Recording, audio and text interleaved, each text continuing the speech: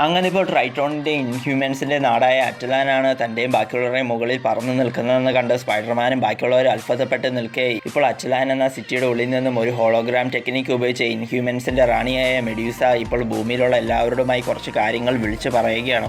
അതെന്താണെന്ന് വെച്ചാൽ ഭൂമിക്ക് മുകളിലുള്ള അധികാരം മനുഷ്യന്മാർക്ക് തീർന്നുവെന്നും ഇനി മുതൽ ഈ ഭൂമിയും എല്ലാം ഇൻഹ്യൂമൻസിൻ്റെതാണെന്നും 24 മണിക്കൂർ സമയം താൻ ഭൂമിയിലുള്ള എല്ലാവർക്കും നൽകുകയാണെന്നും അതിനുള്ളിൽ എല്ലാവരും ഞങ്ങളുടെ മുന്നിൽ കീഴടങ്ങണമെന്നും ഇല്ലെങ്കിൽ മരിക്കുവാൻ തയ്യാറായിക്കൊള്ളാൻ എല്ലാവരോടും പറഞ്ഞ് ഹോളോഗ്രാം മെഡ്യൂസ അവസാനിപ്പിക്കുകയാണ്. ഇപ്പോൾ മെഡ്യൂസ പറഞ്ഞ കാര്യങ്ങളെല്ലാം കേട്ട് ഞെട്ടിയ എല്ലാവരും തൻ്റെ മുന്നിൽ നിൽക്കുന്ന ട്രൈറ്റോണിനെ ദേഷ്യപ്പെട്ടും പേടിച്ചും സംശയിച്ചും നോക്കുകയാണ്. എന്തിന് ട്രൈറ്റോണിനെ നമ്മുടെ നിക് ഫ്യൂരി ഇൻഹ്യൂമൻസിൻ്റെ സ്പൈ ആയിരിക്കും ട്രൈറ്റോൺ എന്നും പറഞ്ഞ് അറസ്റ്റ് ചെയ്യുകയും ചെയ്തു.